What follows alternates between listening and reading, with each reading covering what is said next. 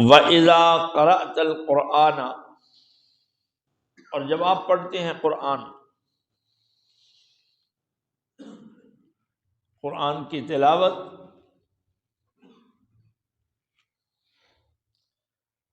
یا قرآن کا وعظ، یہ بھی مراد لیا جا سکتا ہے۔ جعلنا بینک وبین الذین لا یؤمنون بالآخرہ، جعلنا کر دیتے ہیں ہم، بینک آپ کے درمیان، وبین الذین اور ان لوگوں کے درمیان، لا یؤمنون بالآخرہ جو آخرت پر ایمان نہیں رکھتے۔ کیا کر دیتے ہیں؟ حجاباً مستورا، پردہ جو چھپایا گیا ہے، جو نظر نہیں آتا۔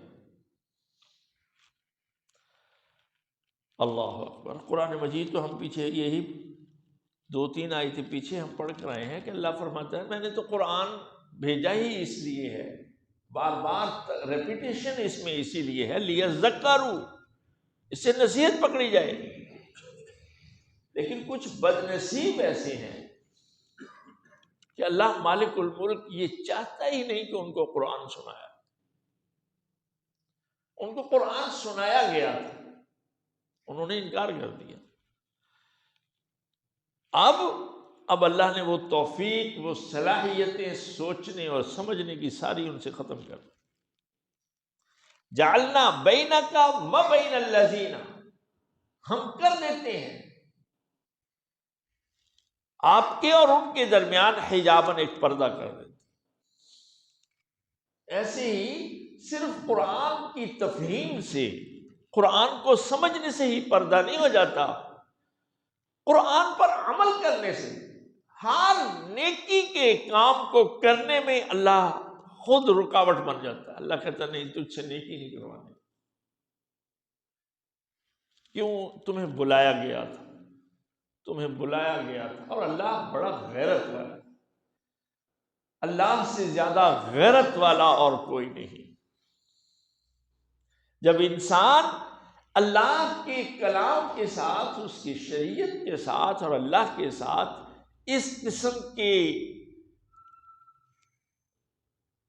دھوکے بازی کرتے ہیں تو اللہ وہ پھر ان سے چیز لے لیتا ہے۔ اور اس کو سورۃ انفال میں اللہ بیان فرماتا ہے ایک اور وضاحت کے ساتھ۔ اللہ اکبر۔ یا ایھا الذین آمنوا، اے ایمان والو، استجیبوا للہ وللرسول اذا دعاکم لما یحییکم، اللہ اور اس کے رسول کی بات پر لبیک کہا کرو ایمان والو۔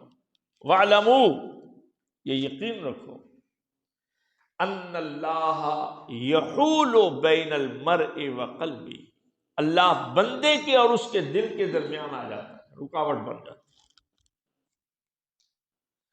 اللہ پھر وہ توفیق چھین لیتا ہے، پھر وہ مرتے دم تک موت جیسی مشکل وقت میں بھی وہ غیر اللہ کو پکار رہا ہوتا ہے، اللہ کو نہیں پکار رہا ہوتا۔ اللہ اکبر۔ ہارٹ کا پیشنٹ اور اسے بڑا سیویئر اٹیک ہوا، کارڈیالوجی میں وارڈ میں وہ ایڈمٹ، اور ہم بھی اپنے ابا جی کے ساتھ تھے، ہمارے ابا جی بھی ایڈمٹ تھے، اور وہ ساتھ والے بیڈ پہ اس کا شور بھی بہت۔ میں یہ تو نہیں بتاؤں گا کہ وہ کس کو پکار رہا تھا، لیکن وہ غیر اللہ کو اتنی عاجزی کے ساتھ پکار رہا تھا جیسے اللہ کو پکار رہا۔ اب ہمیں اپنے مریض کی فکر پڑ گئی کہ ان کو اپنی بیماری سے زیادہ یہ ٹینشن ہو جائے گی کہ یہ بیچارہ جاتا ہوا بھی غیر اللہ کو پکار رہا۔ اللہ وہ توفیق چھین لیتا، اللہ پھر توفیق نہیں دیتا۔ اس کو ایک اور انداز میں اللہ بیان فرماتا ہے سورۃ الصف میں، فلما زاغوا ازاغ اللہ قلوبہم، جب وہ ٹیڑھے ہو کر چلتے ہیں نا اللہ کے دین پر صحیح طریقے سے، بندے دے پتر بن کے نہیں چل دے، ازاغ اللہ قلوبہم، اللہ دل ٹیڑھے کر دیتا۔ پھر انہیں قرآن مجید میں عورت کا پردہ نظر نہیں آتا، وہ کہتے ہیں نہیں اس کا معنی یہ ہے، اصل میں اس کی مفہوم یہ ہے، آپ سمجھتے نہیں ہیں۔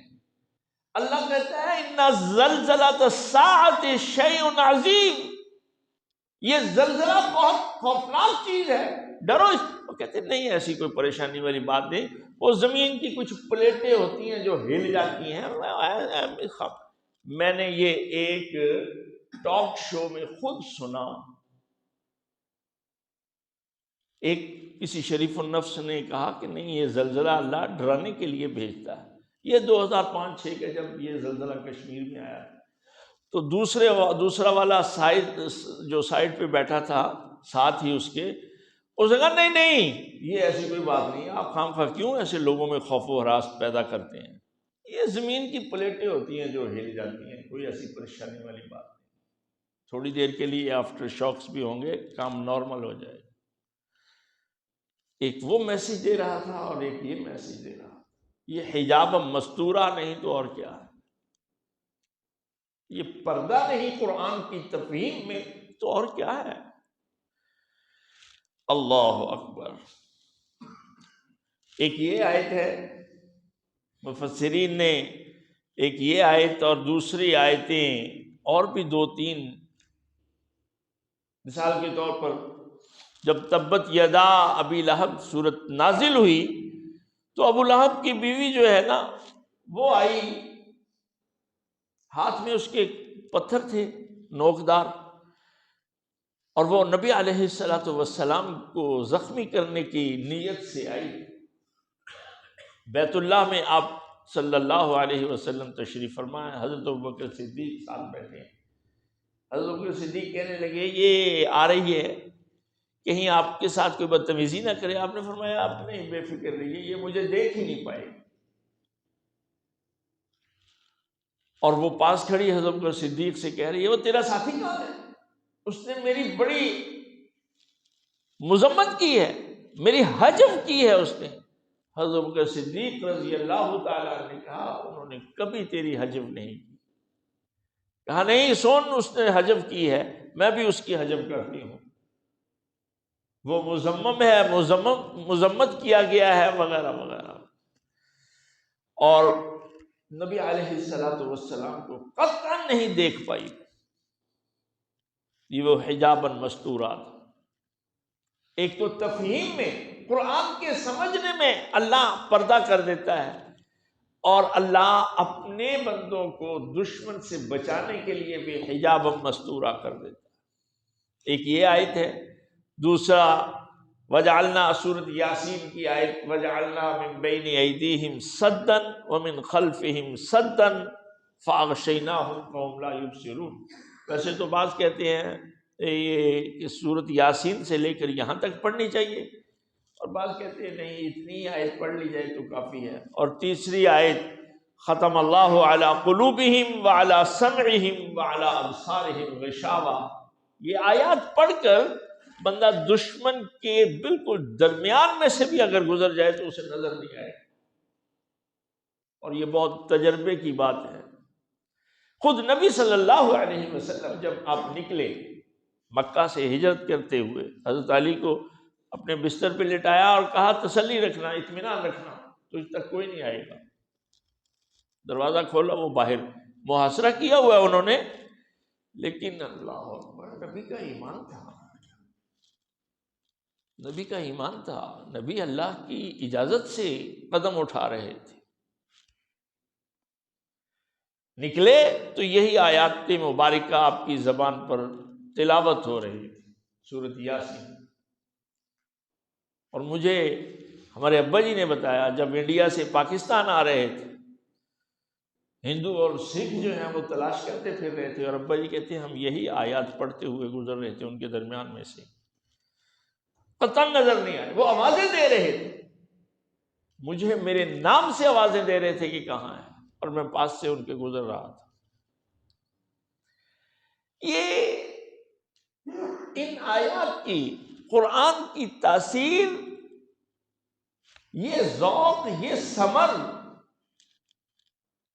یہ اس وقت فروٹفل ہوتا ہے جب اللہ پر ایمان ہوتا ہے، اللہ سے دوستی ہوتی ہے، اللہ پر کمال توکل ہوتا ہے،